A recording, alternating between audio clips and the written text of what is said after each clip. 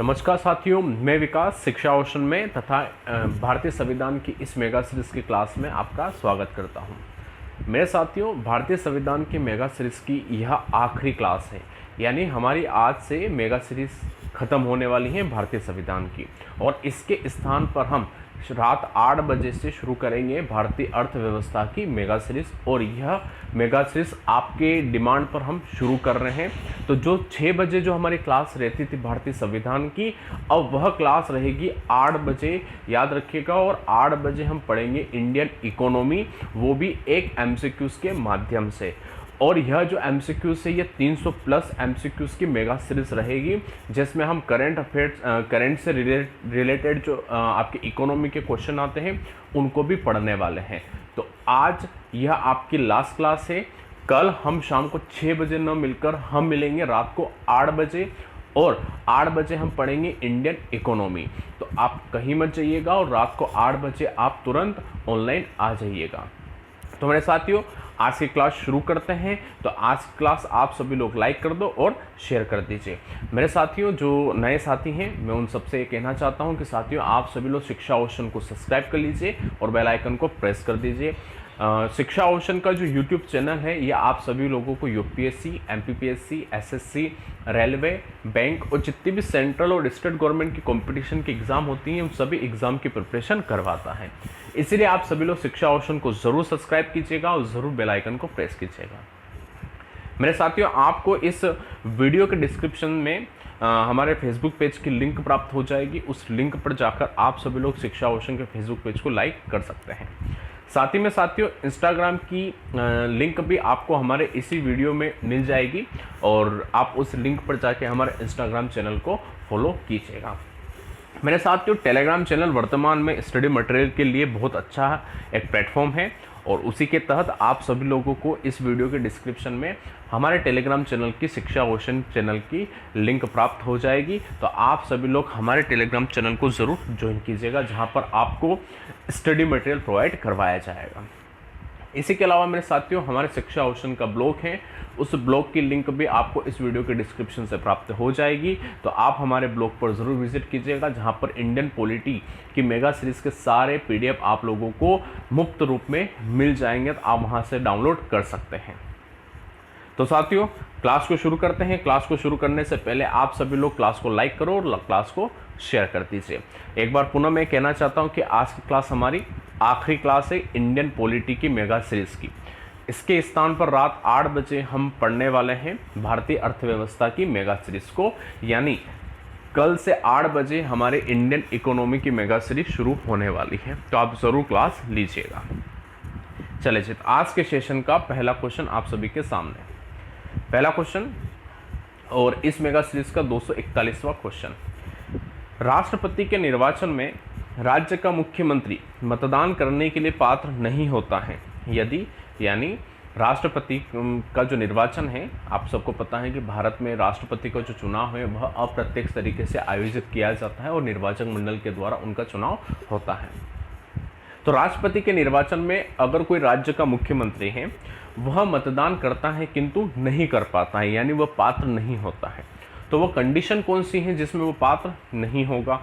Option है, वह स्वयं प्रत्याशी हो। दूसरा, वह राज्य विधानमंडल के उच्च सदन का सदस्य हो।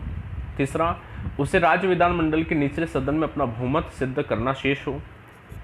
चौथा, यदि वह कार्यवाहक रूप में नियुक्त मुख्यमंत्री हो।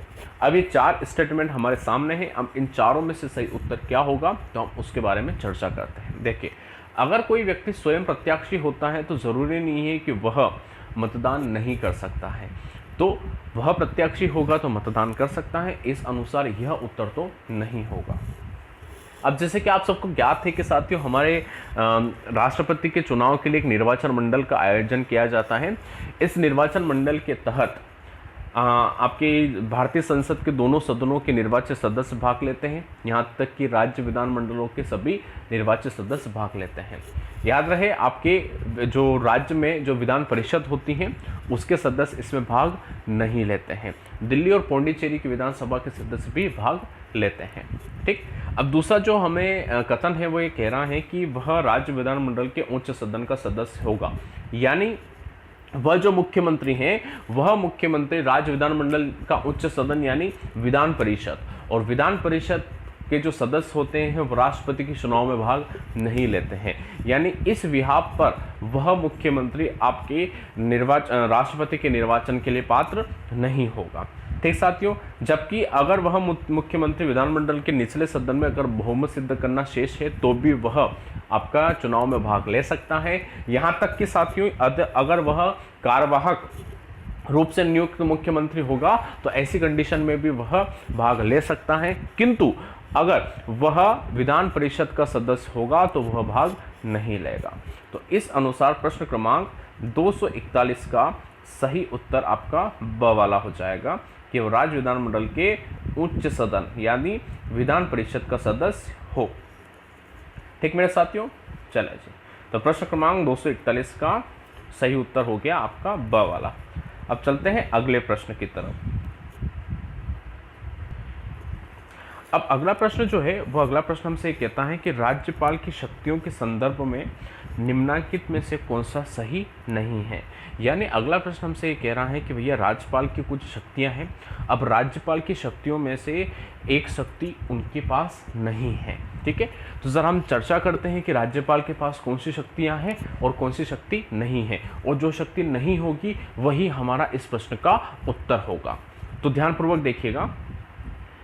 राज्यपाल धन विधेयक को पुनर्विचार हेतु राज्य विधानमंडल में लौटा सकता है। दूसरा, राज्यपाल किसी विधेयक को भारत के राष्ट्रपति के विचार हेतु आरक्षित कर सकता है। तीसरा, राज्य विधानमंडल के विश्रांति काल में राज्यपाल द्वारा अध्यादेश प्रख्याप्ति की जा सकती है, यानी अध्यादेश जारी कर सकता है। और डी वाला ऑप्शन चूंकि इसमें कट रहा है तो वो ऑप्शन आप कहें कि राज्यपाल के पास समाधान की शक्ति होगी। ठीक, अब इन चारों में से सही उत्तर क्या होगा, तो ध्यानपूर्वक आप सुनिएगा कि राज्यपाल के पास समाधान की शक्ति होती है, यानी द वाला तो इसका आंसर नहीं होगा। स वाला हमें ऑप्शन ये कह रहा है कि राज्य विधानमंडल में अगर राज्य विधानमंडल अगर सत्र में नहीं होती है तो ऐसी कंडीशन में आपका राज्यपाल अध्यादेश जारी कर सकता है, यानी अध्यादेश जारी करने की शक्ति भी आपके राज्यपाल के पास होती है। तो स वाला भी इसका उत्तर नहीं होगा। अब रही ब वाले की बात, तो राज्यपाल किसी विधेयक को भारत के राष्ट्रपति के विचार हेतु आरक्षित कर सकता है। साथियों, ये भी शक्ति राज्यपाल के पास होती है, यानी राज्यपाल के पास जब भी कोई विधेयक आता है अनुमति के लिए, तो राज्यपाल को अगर ऐसा ज्ञात होता है कि इसके ऊपर मैं विचार नहीं कर सकता, इसके ऊपर भारत के राष्ट्रपति विचार कर सकते हैं, तो वह उस विधेयक को भारत के राष्ट्रपति के पास भेज सकता है, यानी यह जो शक्ति है राज्यपाल के पास है। किंतु रही बात राज्यपाल की, तो राज्यपाल जब धन विधेयक लोकसभा में आता विधानसभा में आता है, तब वह जो धन विधेयक है यह राज्यपाल की अनुमति से ही विधानसभा में पेश किया जाता है। किंतु अगर एक बार पेश कर दिया गया तो उसको वापस से पुनर्विचार के लिए राज्यपाल नहीं लौटा सकता है। इसलिए नहीं लौटा सकता है क्योंकि उसकी अनुमति से ही तो पेश किया है। अगर वापस से वह लौटाएगा तो अपने ही निर्णय पर वह, ठीक है, प्रश्न चिन्ह खड़ा करेगा, इसलिए वह नहीं लौटा सकता है। तो प्रश्न क्रमांक 242 का सही उत्तर हो जाएगा आपका ए वाला। ठीक है साथियों, चलिए अब चलेंगे हम अगले प्रश्न की तरफ। प्रश्न क्रमांक 243, निम्न में से कौन सा कथन सही नहीं है। यहाँ पर हमें एक कथन जो कि गलत है उसका चुनाव करना है, बाकी 3 कथन आपके सही है। पहला कथन के बारे में बात करें तो बताया गया है कि लोकसभा में अधिकतम सदस्य संख्या 552 हो सकती है, और आप सबको पता है साथियों कि वर्तमान में लोकसभा में अधिकतम जो सदस्य संख्या है वो 552 है, तो ये कथन बिल्कुल सही है। रही बात बी, तो सिर्फ दिल्ली एवं पौंडीचेरी के सदस्य ही राज्यसभा में चुनकर आते हैं, ये बात भी सही है साथियों कि आपके जो दिल्ली और पौंडीचेरी की जो विधानसभा है उस विधानसभा के सदस्य आपके राज्यसभा में चुनकर आते हैं। यानी इसका मतलब ये है कि दिल्ली और पौंडीचेरी को आप देखोगे ये दोनों यूटी हैं, और इन दोनों में आपकी विधानसभा होने के कारण इनके सदस्य आपके राज्यसभा में चुनकर जाते हैं। बाकी राज्यों के तो राज्यसभा में जाते ही जाते हैं, किंतु केंद्र शासित प्रदेशों में सिर्फ दिल्ली और पौंडीचेरी के सदस्य राज्यसभा में चुनकर जाते हैं, यानी यह भी सही है। तीसरा, 65वें संविधान संशोधन के द्वारा मत देने की आयु सीमा को 21 से घटाकर 18 वर्ष कर दी गई है। ठीक है, तो साथियों तीसरा जो ऑप्शन है यह ऑप्शन गलत है। गलत इसलिए है कि आपके आयु सीमा घटाकर तो 18 कर दी गई है, बात सही है, 21 वर्ष से घटाकर 18 कर दी है। यानी हमारे भारतीय संविधान का एक आर्टिकल है, आर्टिकल 326। कौन सा आर्टिकल, ध्यानपूर्वक सुनिएगा, आर्टिकल 326। आर्टिकल 326 व्यक्ति को मत देने का अधिकार प्रदान करता है। आपके परीक्षा में प्रश्न आ सकता है कि कौन सा अनुच्छेद व्यक्ति को मत देने का अधिकार प्रदान करता है, तो आर्टिकल 326 मत देने का अधिकार प्रदान करता है। अब मत देने के अधिकार के लिए आयु फिक्स की गई है, जिसे कहते हैं आपका वयस्क मताधिकार। तो आपके वर्ष 1989 से पहले यह एज थी 21 वर्ष, ठीक है। 1989 के बाद इसको कर दिया गया 18 वर्ष, ठीक है।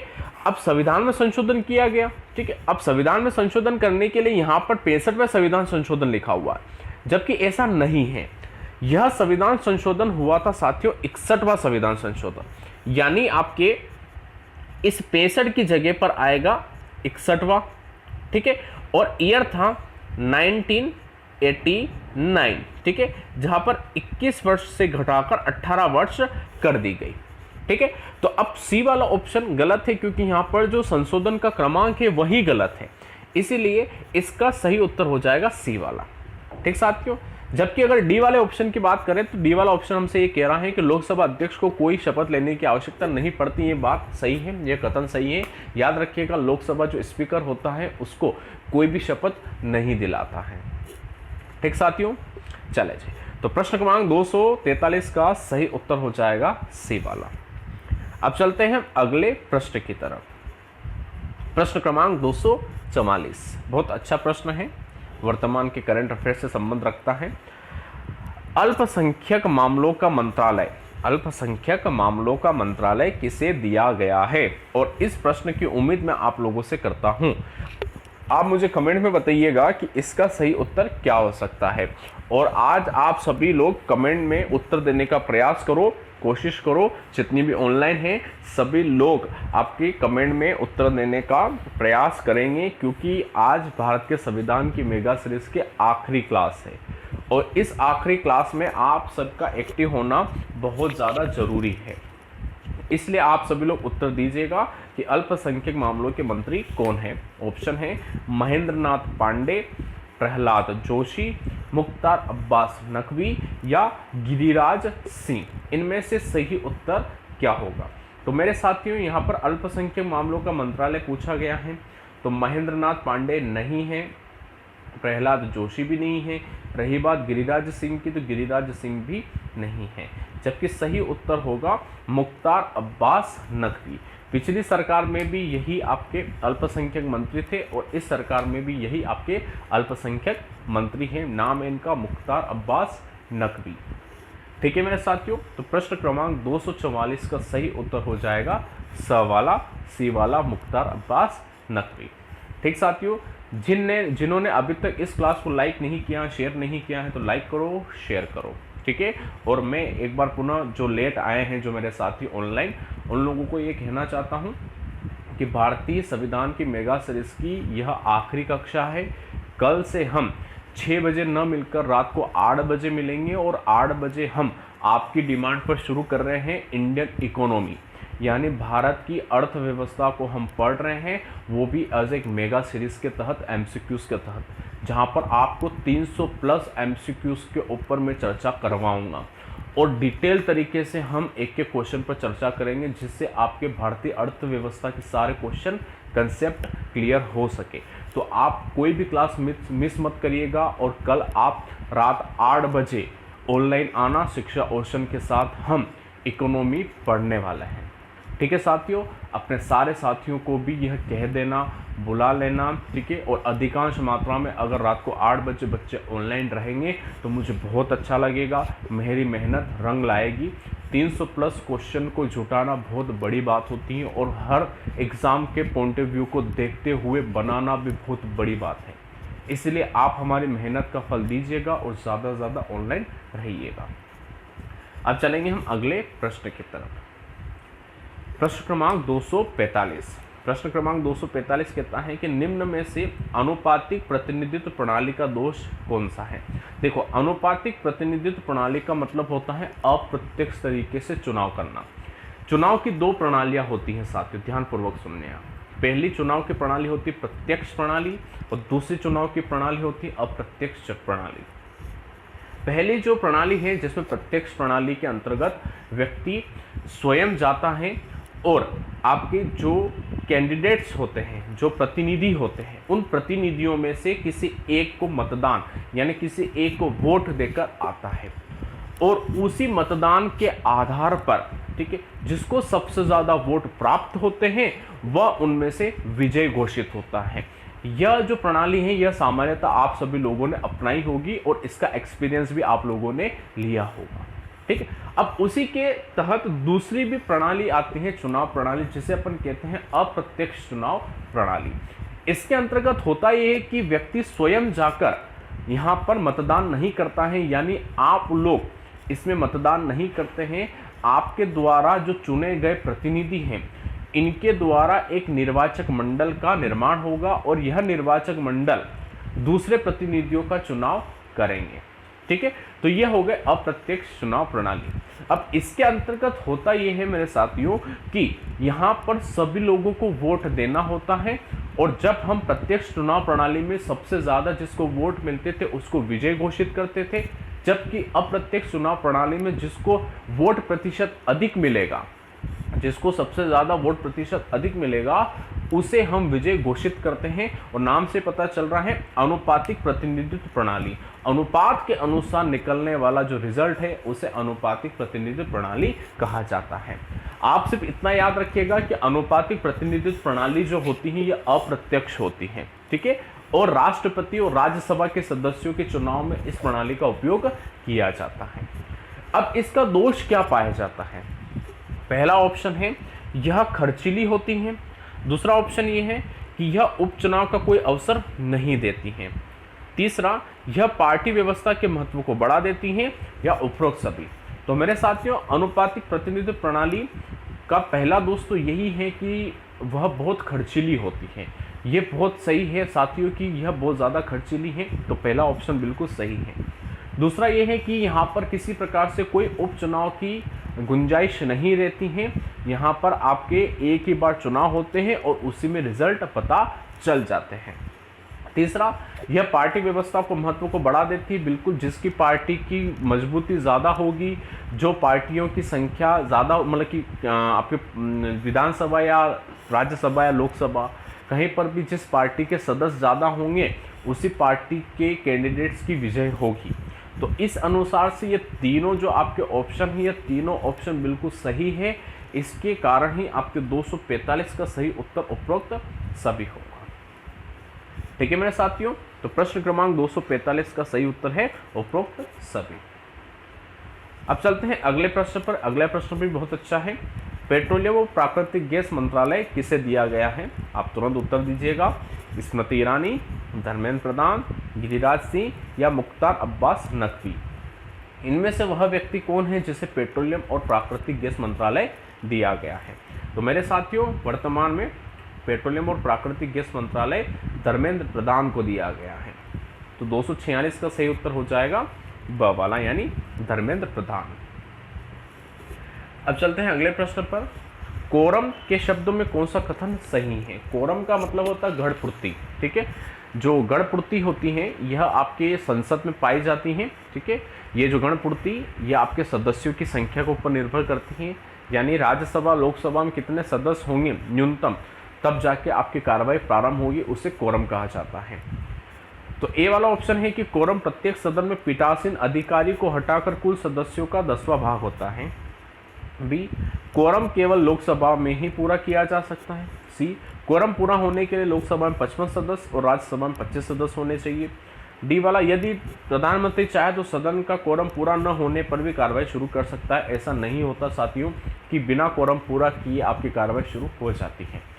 तो कोरम की अगर संख्या देखी जाए तो लोकसभा में 55 होती है, बिल्कुल सही है, और राज्यसभा में 25 होती है, बिल्कुल सही है, यानी सी वाला इसका उत्तर बिल्कुल सही जाता है। ठीक साथियों, अब चलेंगे हम अगले प्रश्न की तरफ। प्रश्न क्रमांक 248। रसायन और उर्वरक मंत्री किसे दिया गया, मंत्रालय किसे दिया गया, यानी वर्तमान में रसायन और उर्वरक मंत्री कौन है? ऑप्शन है धर्मेंद्र प्रधान, प्रहलाद जोशी, अरविंद गणपत और डी.वी. सदानंद गौड़ा। तो मेरे साथियों वर्तमान में आपके उर्वरक और रसायन मंत्री हैं डी.वी. सदानंद गौड़ा। तो प्रश्न क्रमांक 248 का द वाला उत्तर बिल्कुल सही है। चले जी मेरे मित्रों, अब चलेंगे हम अगले प्रश्न की तरफ। बहुत अच्छा प्रश्न है। कौन भारतीय राष्ट्रपति लोकसभा के अध्यक्ष भी रह चुके हैं? यानी आपके सामने 4 भारत के राष्ट्रपति हैं, ठीक है, पूर्व भारत के राष्ट्रपति। अब इनमें से वह कौन से राष्ट्रपति हैं जो राष्ट्रपति रहने से पहले लोकसभा स्पीकर यानी लोकसभा अध्यक्ष के पद पर भी आसीन रह चुके हैं, उस पद को सुशोभित कर चुके हैं? तो वी गिरी, नीलम संजीवा रेड्डी, डॉक्टर राजन प्रसाद या एम हिदायतुल्ला। इनमें से वह कौन है जो आपके लोकसभा अध्यक्ष भी रह चुके हैं? तो मेरे साथियों वह राष्ट्रपति हैं नीलम संजीवा रेड्डी।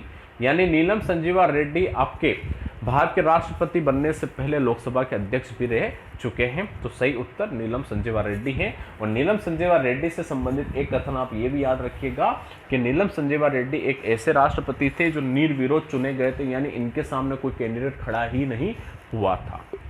ठीक मेरे मित्रों, अब चलते हैं अगले प्रश्न की तरफ। प्रश्न क्रमांक 250। निम्न विवरणों पर विचार करना है। अनुच्छेद 157 राज्यपाल के पद के लिए 2 योग्यता निर्धारित करता है।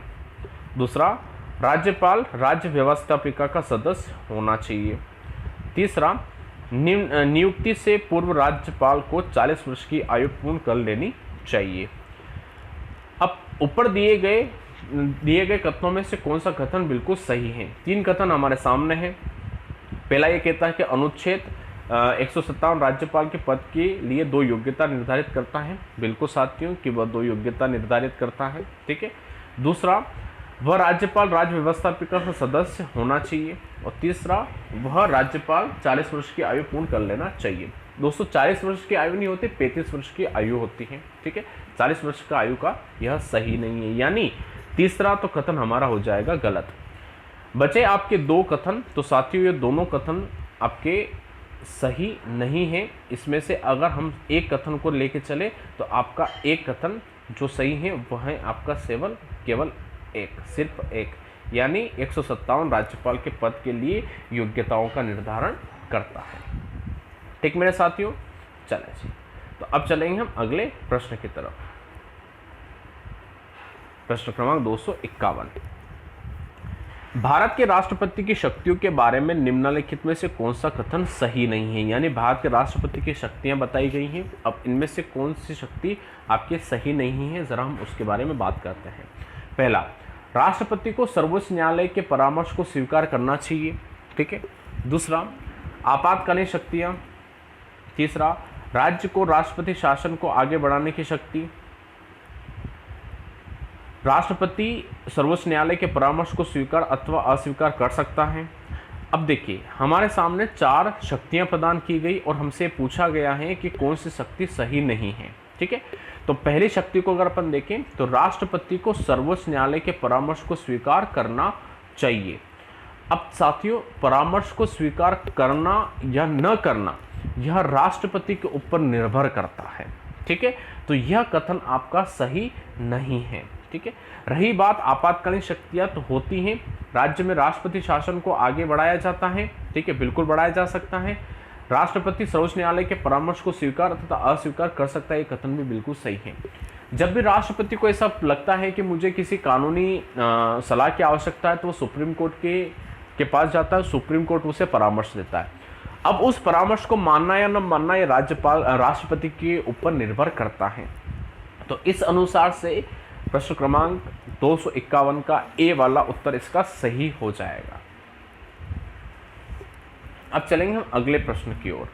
252 बहुत अच्छा प्रश्न है। रक्षा मंत्री कौन नियुक्त किए गए? बहुत इजी क्वेश्चन है, तो याद रखिएगा राजनाथ सिंह वर्तमान में आपके रक्षा मंत्री हैं, यानी 252 का सही उत्तर हो जाएगा राजनाथ सिंह। ठीक साथियों, अब चलते हैं अगले प्रश्न की तरफ। प्रश्न क्रमांक 253। भारतीय संविधान में कौन संशोधन लाने का उपकरण किया जा सकता है, यानी इनमें से कौन से वह संस्था है जो आपके भारतीय संविधान में संशोधन मतलब वहां पर प्रस्ताव लाया जा सकता है। ऑप्शन है लोकसभा द्वारा, राज्यसभा द्वारा, राज्य विधानमंडल द्वारा या राष्ट्रपति द्वारा। तो मेरे साथियों आपको मैं बता दूं कि भारत में आपका जो संविधान संशोधन लाया जाता है वो भारतीय संसद में लाया जाता है, और भारतीय संसद के अंतर्गत लोकसभा और राज्यसभा आती है। वैसे तो आता है राष्ट्रपति भी, किंतु राष्ट्रपति एक सदन के रूप में नहीं है, यहाँ पर लोकसभा और राज्यसभा एक सदन के रूप में है। इस अनुसार प्रश्न क्रमांक 253 का सही उत्तर हो जाएगा 1 और 2, ठीक है, यानी लोकसभा और राज्यसभा इसका सही उत्तर होगा, द वाला इसका राइट आंसर होगा। ठीक साथियों, चले अब चलते हैं अगले प्रश्न की ओर।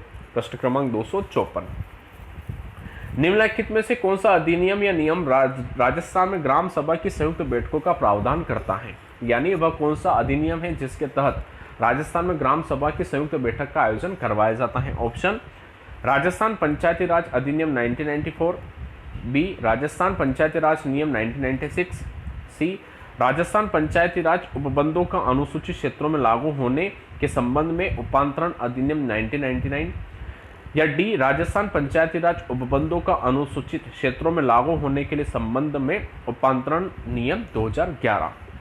तो मेरे साथियों वह जो अधिनियम है वह अधिनियम द वाला है, यानी राजस्थान पंचायती राज उपबंधों का अनुसूचित क्षेत्रों में लागू होने के संबंध में उपांतरण नियम 2011। ठीक साथियों, अब चलेंगे अगले प्रश्न की ओर। प्रश्न क्रमांक 255 बहुत अच्छा प्रश्न है। भारतीय संविधान के किस भाग में नागरिकता संबंधी प्रावधान किए गए? बहुत इजी क्वेश्चन है। भाग 2 में नागरिकता से संबंधित प्रावधान किए गए, और ये आप सबको ज्ञात ही है क्योंकि आप सभी लोग डेली मेरी क्लासेस लेते हैं। इस मेगा सीरीज के लास्ट वीडियो तक आते आते आपके बहुत सारे क्वेश्चन क्लियर हो गए, आपको बहुत सारी चीज़ें याद भी हो गई। और आज जो क्वेश्चन है, ये आज क्वेश्चन बहुत इजी वाले क्वेश्चन है, यानी आपकी सिर्फ तैयारी करने वाले क्वेश्चन है, आपका टेस्ट लेने वाले क्वेश्चन है। ठीक है, इसलिए मैं इनको तुरंत पढ़ाता जा रहा हूँ ताकि आप लोगों को ये लगे कि हाँ हमको सब कुछ समझ में आ रहा है। ठीक है, क्योंकि हम इतने दिनों तक भारतीय संविधान की एमसीक्यूज के बारे में ही चर्चा कर रहे थे, और सारे कंसेप्ट लगभग हम पढ़ चुके हैं, और आज के वीडियो में इतने ज़्यादा कंसेप्ट नहीं लग रहे हैं, और लग भी रहे तो हमें समझ में आ रहे हैं। ठीक है, तो भाग 2 है जिसके अंतर्गत नागरिकता से संबंधित प्रावधान किए गए हैं। ठीक साथियों, अब चलते हैं प्रश्न क्रमांक 256 पर। संविधान के अनुच्छेद 213 के अनुसार राज्यपाल का अध्यादेश जारी करने का अधिकार क्या है? यानी संविधान में आर्टिकल 213 है जिसमें विधानसभा जब सत्र में नहीं होती तब ऐसी कंडीशन में राज्यपाल अध्यादेश जारी करता है, और यह अध्यादेश कानून की तरह ही कार्य करता है। तो अब ये जो अध्यादेश जारी करने का जो अधिकार है ये किस प्रकार का अधिकार है? ऑप्शन है स्वविवेकी अधिकार, यानी स्वयं के विवेक से राज्यपाल यह अध्यादेश जारी करता है। तो यह कथन तो बिल्कुल गलत है, अपने विवेक से वह कार्य नहीं कर सकता। कार्यपालिकी यानी कार्य करने के अनुसार वह अध्यादेश को जारी करता है, यह भी नहीं है।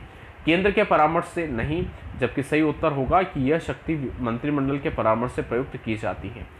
मंत्रिमंडल जो होता है राज्य का, उसका अध्यक्ष होता है मुख्यमंत्री, और मुख्यमंत्री की अध्यक्षता वाली मंत्रिमंडल की सलाह पर ही राज्यपाल अध्यादेश जारी करता है।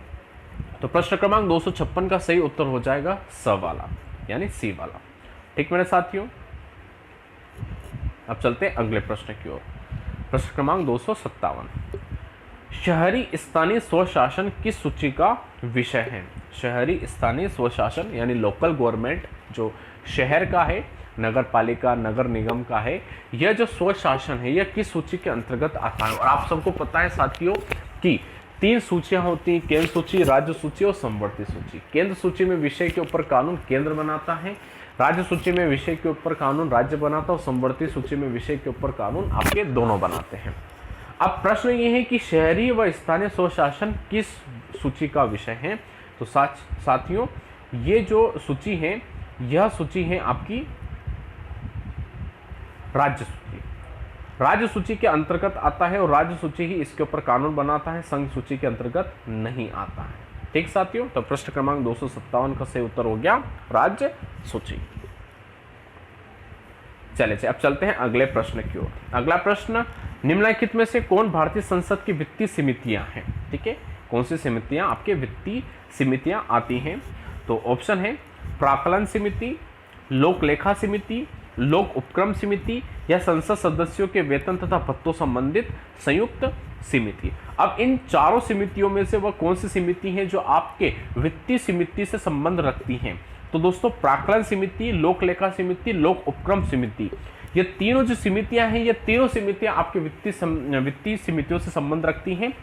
अब संसद के सदस्यों के वेतन तथा भत्तों से संबंधित जो संयुक्त समिति होती है, यह समिति भी आपके पैसों से या धन से संबंधित होती है, किंतु भारत के वित्तीय समितियों से इसका कोई लेना देना नहीं होता है।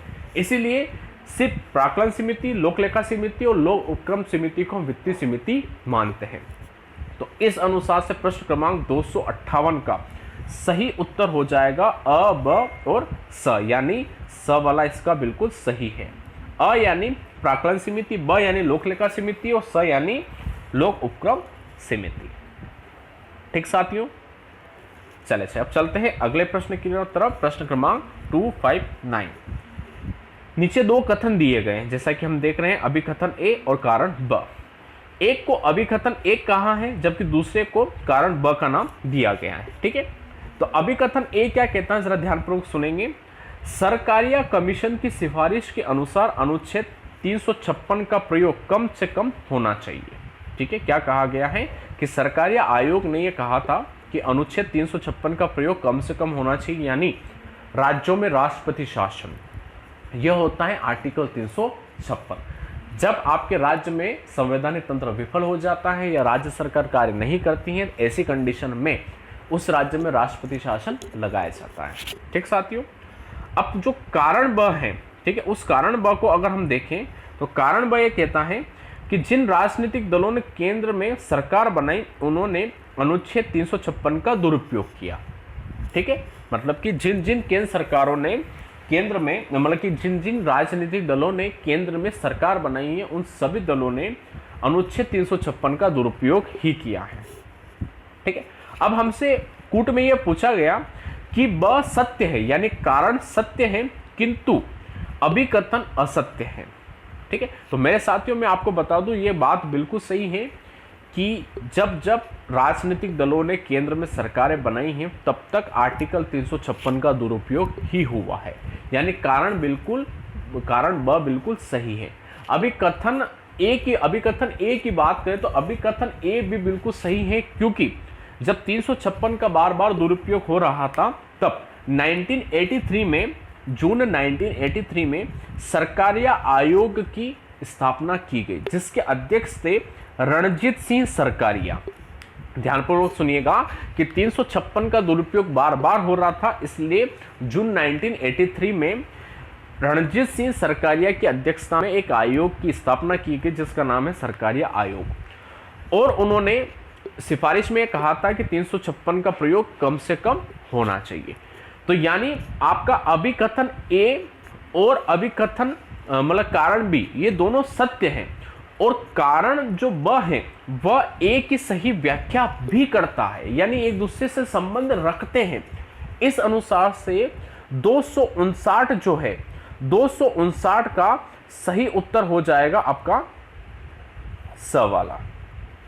ठीक मेरे साथियों, चले अब चलते हैं हम अगले प्रश्न की तरफ। 260, ग्राम पंचायतों में सरकारी अधिकारी कौन होता है? ठीक है, ग्राम पंचायत में सरकारी अधिकारी कौन होता है? ग्राम सचिव, सरपंच, मुख्य कार्यकारी अधिकारी, प्रधान। तो साथियों, सरपंच आपका सरकारी अधिकारी नहीं है, आपका ग्राम सचिव जो होता है, ग्राम सेवक जो होता है, यह होता है आपका सरकारी अधिकारी। तो 260 का ए वाला उत्तर बिल्कुल सही है।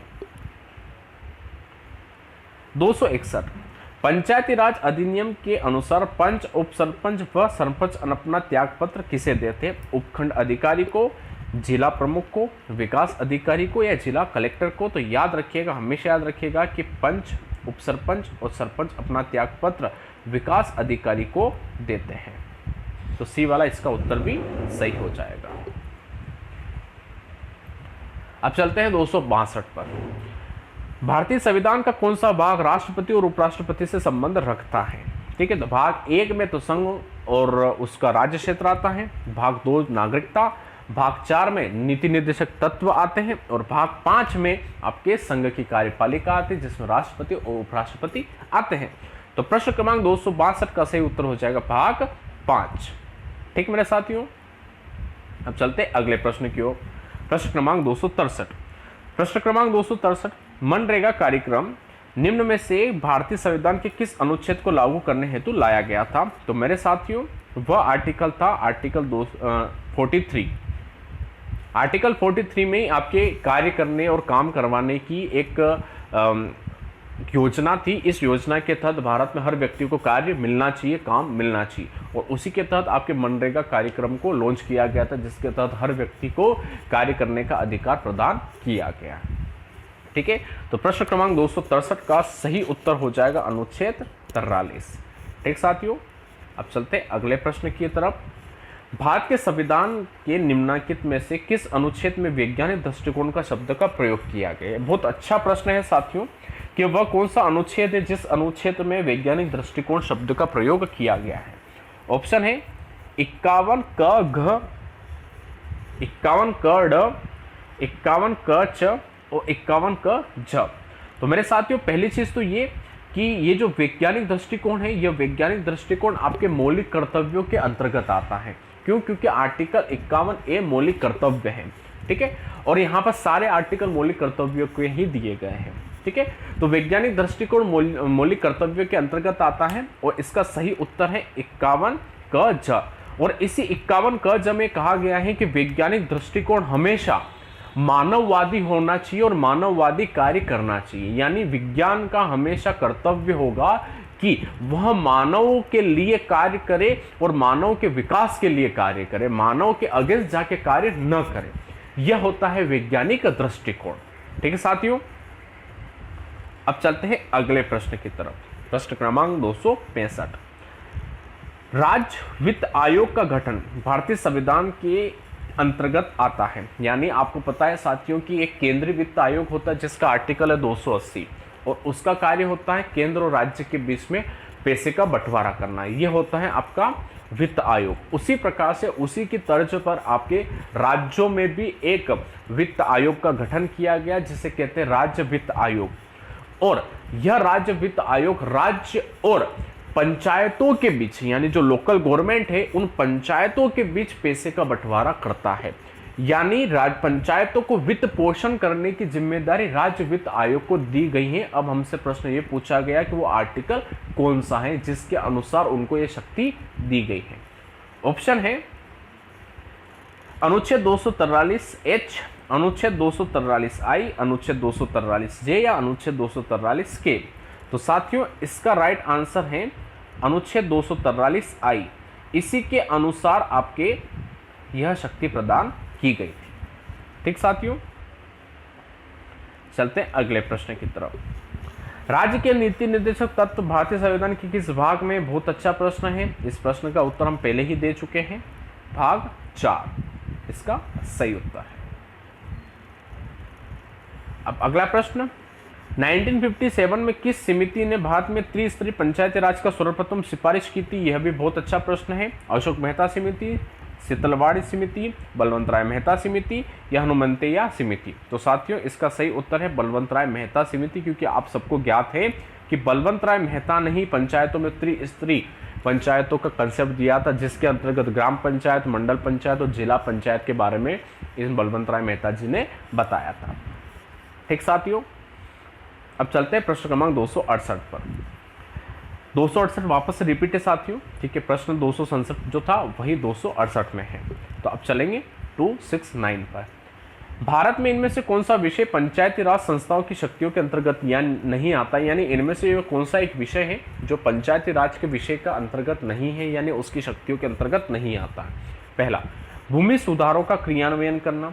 दूसरा, न्यायिक पुनरीक्षण करना। तीसरा, निर्धनता निवारण कार्यक्रमों का क्रियान्वयन करना। और डी वाला ऑप्शन इनमें से कोई नहीं।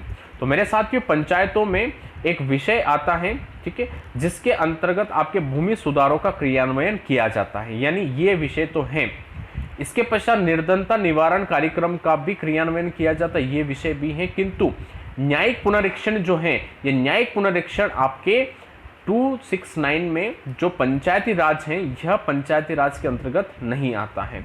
तो इस अनुसार प्रश्न क्रमांक 269 का सही उत्तर हो जाएगा ब वाला, यानी न्यायिक पुनरीक्षण। क्लियर साथियों?